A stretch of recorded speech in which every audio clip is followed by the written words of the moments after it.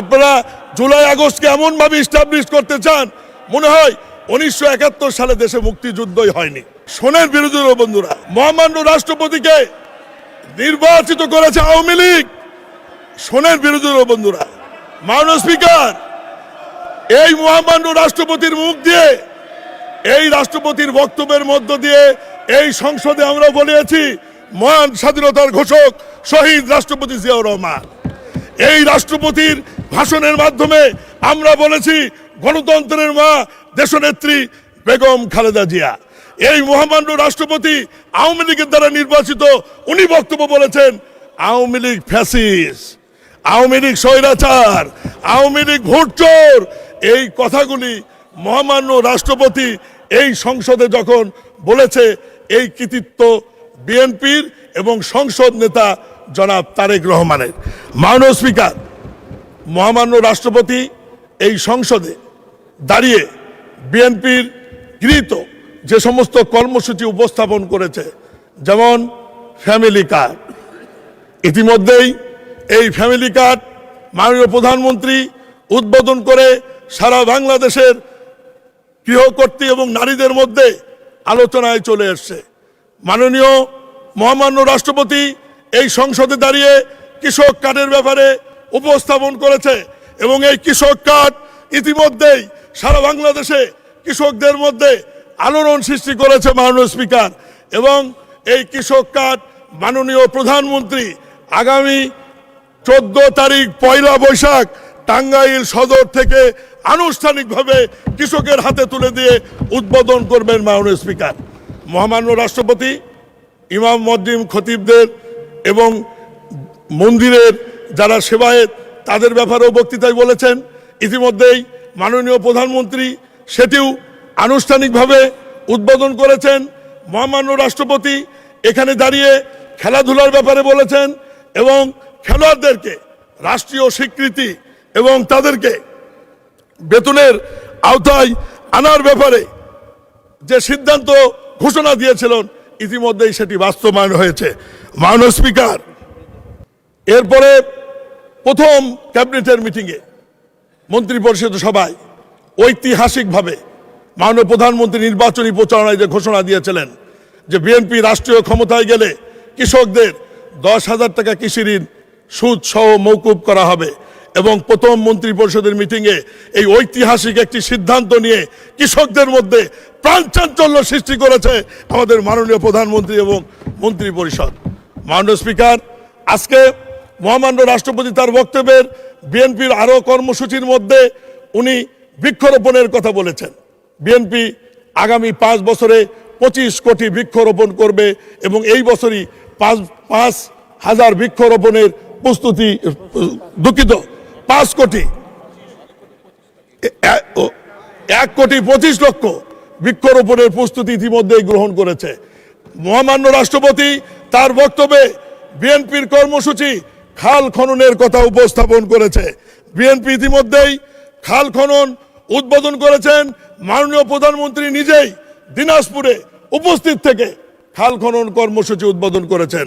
মাননীয় স্পিকার, এর বাহিরেও কর্মসংস্থান, শিক্ষা, প্রত্যেকটি বিষয়ে মহামান্য রাষ্ট্রপতি সুন্দর করে জাতির সামনে বিএনপির আগামী দিনের কর্মসূচিগুলি যেভাবে উপস্থাপন করেছেন, অবশ্যই উনি বারবার ধন্যবাদ দেওয়া হলেও মহামান্য রাষ্ট্রপতিকে ছোট করা হবে। মাননীয় স্পিকার, আজকে বিরোধী দলের বন্ধুদের বলতে চাই, আপনারা রাষ্ট্রপতি ভাষণের দিনে ওয়াকআউট করেছেন। আপনারা ওয়াকআউট না করে যদি বসে থাকতেন, মহামান্য রাষ্ট্রপতি কত সুন্দর করে আওয়ামী লীগের দ্বারা নির্বাচিত হয়ে আওয়ামী লীগের বিরুদ্ধে কথা বলেছে, এটি যদি আপনারা শুনতেন আপনারা আনন্দ চিত্রে হাসতেন এবং খুশি হতেন। আমি বলবো এটা আপনাদের দুর্ভাগ্য যে আওয়ামী লীগের দ্বারা নির্বাচিত একজন রাষ্ট্রপতি, আওয়ামী লীগের ভোটে নির্বাচিত একজন রাষ্ট্রপতি এইভাবে ওই দলের বিরুদ্ধে কি সুন্দর করে বলেছেন আওয়ামী লীগ স্বৈরাচার, আওয়ামী লীগ ফ্যাসিস্ট, আওয়ামী লীগ দুর্নীতিবাজ, আওয়ামী লীগ ভোট চোর। এই কথাগুলি সেদিন আমরা শুনেছি। মাননীয় স্পিকার, আজকে সংস্কার, সংবিধান, এই বিষয়গুলো নিয়ে অনেক আলোচনা হয়েছে এবং আমি আরেকটি কথা বলতে চাই। বিরোধী দলের এক সংসদ সদস্য বেগম খালেদা জিয়ার কথা বলা হয়েছে সংবিধান ছুঁড়ে ফেলার ব্যাপারে। এ ব্যাপারে মাননীয় স্বরাষ্ট্রমন্ত্রী ব্যাখ্যা দিয়েছেন, আমি ওই কথাই বলতে চাই না। আমি বিরোধী দলের বন্ধুদের আপনার মাধ্যমে বলতে চাই, মাননীয় স্পিকার, বেগম খালেদা জিয়া সংবিধান ছুঁড়ে ফেলেছিল কি কারণে, কোন অংশটুকু, এটি সুন্দর করে বলতে পারলেন, কিন্তু বেগম খালেদা জিয়া আপনাদের নেতাদের গাড়িতে জাতীয় পতাকা দিয়েছিল, সেই কথাটা তো আপনারা একবারও বললেন না। আপনাদেরকে দায়মুক্ত করবার জন্য জাতীয় পতাকা দিয়ে সরকারের অংশ করে জাতির কাছে আপনাদেরকে যে সম্মানিত করেছে, সে কথা তো একবারও বলেন না। আপনাদেরকে যে শহীদ মিনারে নিয়ে যাওয়ার অভ্যাসটি বেগম খালেদা জিয়ার নেতৃত্ব। মাননীয় সদস্য, আপনার হুইপ আপনাকে 3 মিনিট সময় বাড়িয়ে দিয়েছেন। 3 মিনিট বলুন। ধন্যবাদ মাননীয় স্পিকার।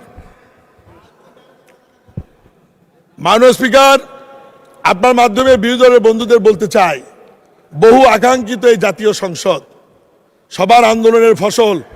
আপনারাও আন্দোলন করেছেন, আমরাও করেছি, কিন্তু মাঝপথ থেকে আপনারা আমাদের কাছ থেকে চলে গিয়েছেন 14 সালের পরে। 14 সালের পরে আপনাদেরকে কিন্তু আমরা আর খুঁজে পাইনি।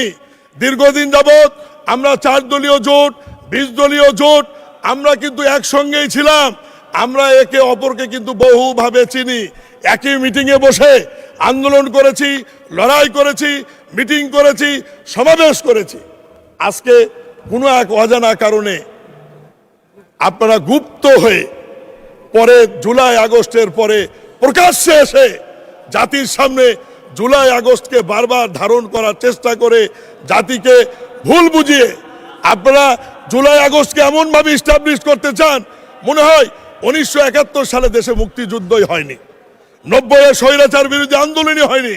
মাননীয় স্পিকার, এই কারণে আমি বলতে চাই, বিরোধী দলের প্রতি অনুরোধ করব, আসুন আমরা বহু আকাঙ্ক্ষিত, বহু রক্তর ওপর দিয়ে, বহু গুম ঘটনা, নির্যাতন, নিপীড়ন, জেল জুলুমের মাধ্যমে একটি গণতান্ত্রিক পন্থায় নির্বাচিত সরকার পেয়েছি। মাননীয় প্রধানমন্ত্রী দিন রাত অনেক পরিশ্রম করছেন এই দেশটিকে একটি ভালো জায়গায় নিয়ে যাওয়ার জন্য। আমি মাননীয় স্পিকারের মাধ্যমে মাননীয় বিরোধী দলের নেতা সহ বিরোধী দলের মাননীয় সংসদ সদস্যের প্রতি অনুরোধ করব, আসেন আপনার সহযোগিতা করুন।